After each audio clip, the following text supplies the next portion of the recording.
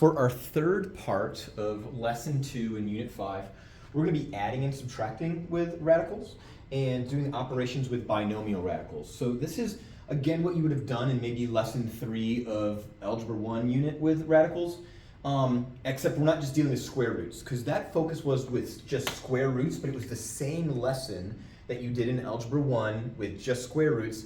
We're going to revisit some of that. You'll see some square root examples, but we're also going to do some with cube roots and fourth roots, etc. And so just, again, everything in Algebra 2 is just Algebra 1 with like an extra little something on top. And so that's what we're going to do. We're still focused on the same goal, the same objective, the same plan to be able to simplify radical expressions. And so let's talk about what like radicals are.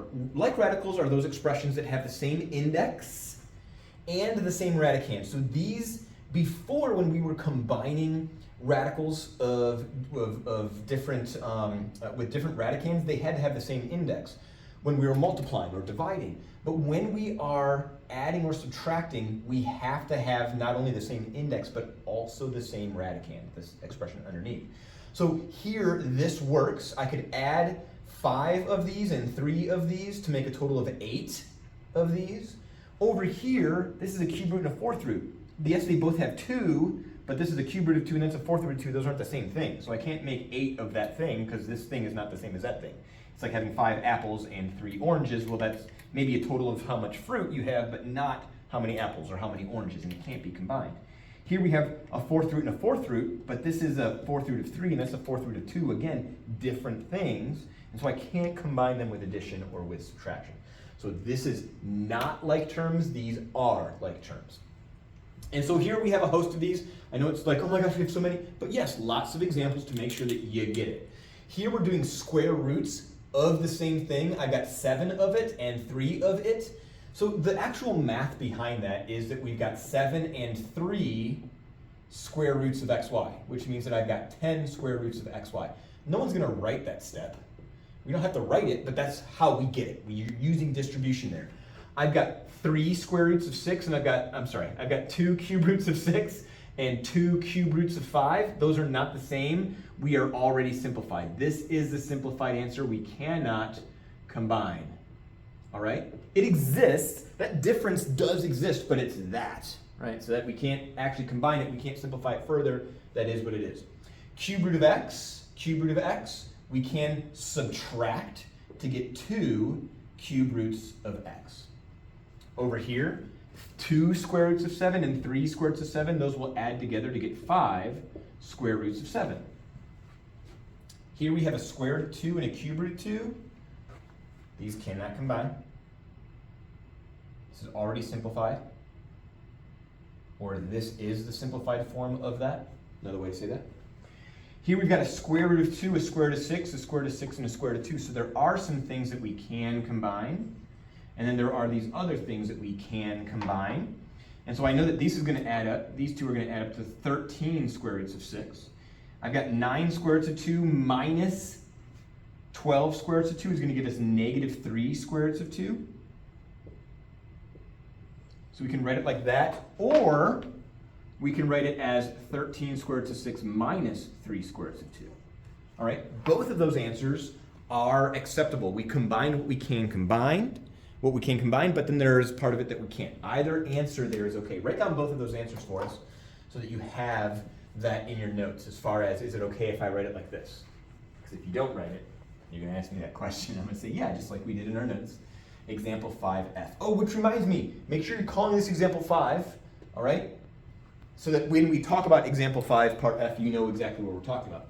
Continuing with example 5, you're going to notice that on these items, they don't look like they are like terms. And so you might be thinking that, oh, I cannot combine those. But we should note that we might have to simplify some of these square roots to make them into radicals that we can combine. This will be 5 square roots of 2 plus 3 times 4 times the square root of 2 minus 5 times 3 times the square root of 2. So we get 5 square roots of 2 and 12 square roots of 2 minus 15 square roots of 2. And so this is going to add up to a total of 7 square roots of 2. All right, so sometimes we have to simplify the radical so that we can combine it. All right, now, hopefully we know our perfect cubes from our last lesson. That's going to be 8 times 5. 135. Oh, got to figure out what my perfect cube is there. Let's see if that's divisible by 27. It should be 27 times 5, but let's make sure. 135 divided by 27 is 5. Okay, so the cube root of 27 and the cube root of 5. And then this is 4 times the cube root of, again, 8 and 10. So here this gives us 3 times the cube root of 8 times the cube root of 5. There's the cube root of 8. Minus the cube root of 27 times the cube root of 5. Plus 4 times the cube root of 8 times the cube root of 5 times the cube root of 2. This is going to be cube root of 10. I can't take apart that cube root of 5 from that cube root of 2. Those have to stay together. This gives me 6 cube roots of 5 minus 3 cube roots of 5 plus 8 cube roots of 10. These combine to give me 3 cube roots of 5 and 8 cube roots of 10. So those are not like terms. Now, can we factor out a cube root of 5? Yes, but why would we do that? All right, we don't need to factor that out.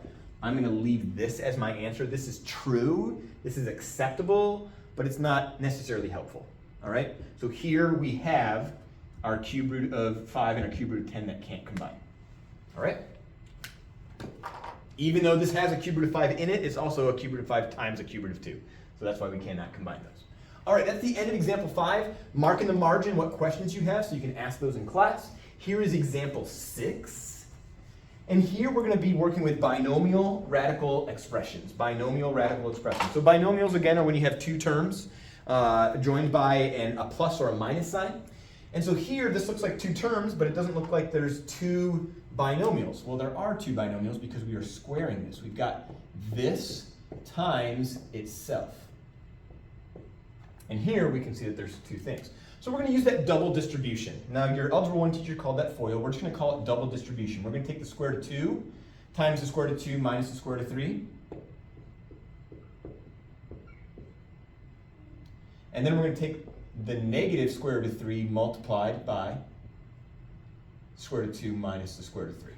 All right, this will let us do some distribution here. This gives us the square root of 4 minus the square root of 6 minus the square root of 6 plus the square root of 9. 2 minus 2 square roots of 6. These combine, and there's 3. So this gives us a total of 5 minus 2 square roots of 6. Generally, we'll put the whole number first, or the integer first, or the non-radical part first. And if there's a radical part, we put that after. Right over here, again, double distribution. We're going to take 2 times both of those, and then we're going to take positive 4 square roots of 3 times those. So we get 2 times 1 minus 5 square roots of 3 plus 4 square roots of 3 times 1 minus 5 square roots of 3. And now we're going to do our multiplication just like we did in the last couple of times, right? 2 times 1, 2 times 5 times the square root of 3. 4 square roots of 3 times 1, that's not too bad. But 4 square roots of 3 times 5 square roots of 3 is going to give us 4 times 5, and then the square root of 3 times the square root of 3. All right, which means that we've got 2 combined like terms. And then here we've got 20 times 3, which is 60. Which means that I get negative 58 minus 6 square roots of 3. Again, we should put the integer first and then the radical part second. If we've got multiple radical parts, there are right ways to do that as far as descending order of the exponents. And we'll chat about what that means because we don't have any like variable exponents there, and so it's not really what we're referring to. So there was letters A and B. This one might be a little challenging because you're still working on simplifying cube roots, but I would like for you to try this one. You trying it doesn't just mean writing it down and then not doing it. It means you trying to do it. So write out your double distribution, try to do that multiplication, and then try to combine your like terms. All right? All right, so that brings us to the next part. The next part is dealing with conjugates. All right? And when we're dealing with conjugates, again, these are conjugate rationals, all right? So conjugate rational expression. Any conjugate is just when you have the same terms, but you just change the operation from plus to minus, or from minus to plus. So you've got the square root of a and the square root of b added together, then the square root of a minus the square root of b is the conjugate. If you've got one number minus another, then that same number plus that same other second number is the conjugate. It's not multiplying by -1, because we're not changing the sign of this to get the opposite and the opposite. We're just changing the operation from add to subtract, or from subtract to add. But here's the important thing. When we multiply conjugates, we're going to get a rational output. All right? And so with that, you've seen that with like your difference of squares and how that was factored. If we had like x minus 4 times times x plus 4, when we multiply those conjugates, we don't have the middle term. We get x squared minus 4 squared. Is how we factored that difference of squares as that conjugate pair. All right? And so we're going to be doing the same thing, but with these irrational number sets, so that we can show how these pan out.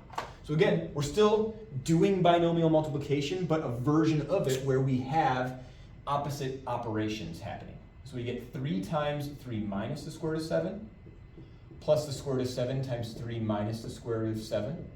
And watch what happens when we multiply. We're going to get 3 times 3. We're going to get negative 3 square roots of 7. But then we're going to get positive 3 square roots of 7. These are going to sum to 0.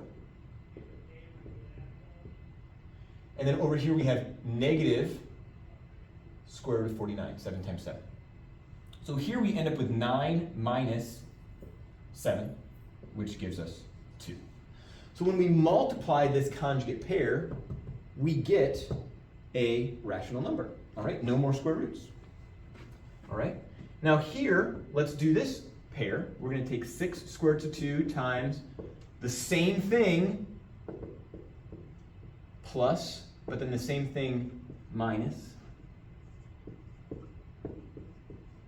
I hope that you can see all the way to the edge there. One of my videos was off a little bit. Oh, I can see it. Yay. All right. So now when I do my distribution, I get 6 times 6 and the square root of 4. All right. I know that we know what that is, but I like to do things piecemeal, and you should too, to make sure that you're doing things right. If you're trying to make it take up less space and try to work faster, you might mess up the computation. 18 and the square root of 10, positive 18 and the square root of 10. These will sum to 0. These will cancel each other out. Over here, negative 9 and the square root of 25. All right? So I get 36 and 2. Those cancel out. I get minus 9 times 5.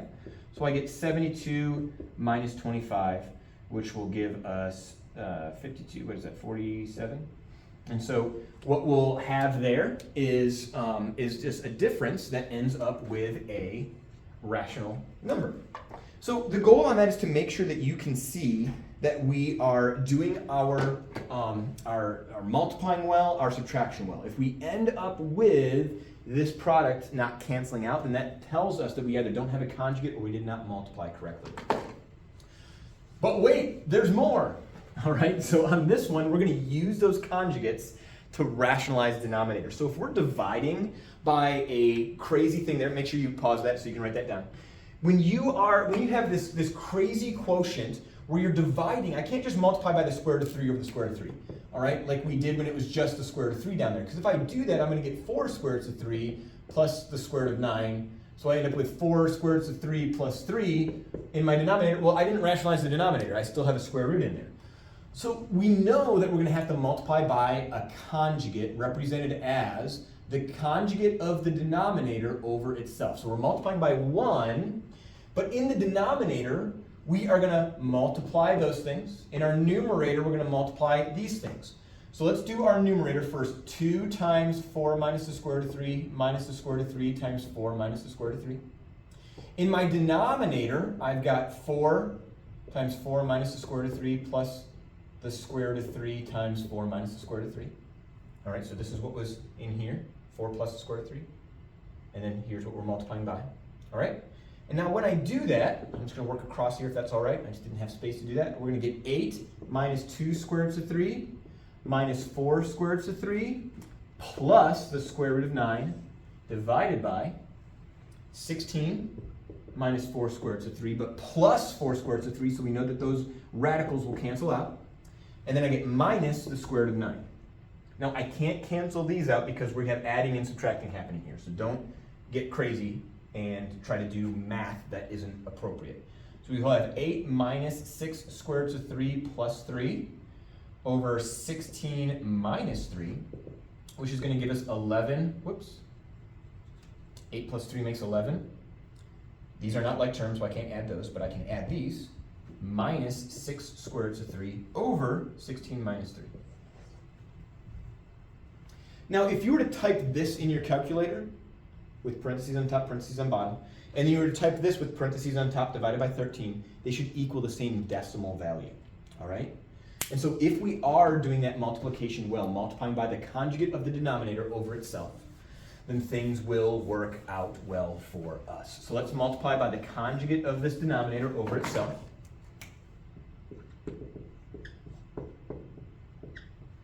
And I'm going to write out what that means, but then I'm going to ask you to actually do it. All right? Actually, I'll write this as a double distribution so you know how to write that out.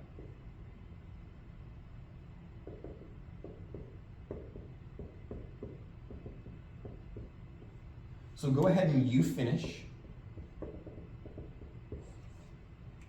to see what that quotient is supposed to look like. All right, when we divide 24 by 6 minus the square root of 2. All right, and that is really the end of things today. I would like for you to finish that example. Oh, it says example 6. It's supposed to be example 8. Example 8b. Sorry for that typo. All right, so that is the end of lesson 2 finally. We'll come back and we will do the next part, which we're going to skip lesson 3.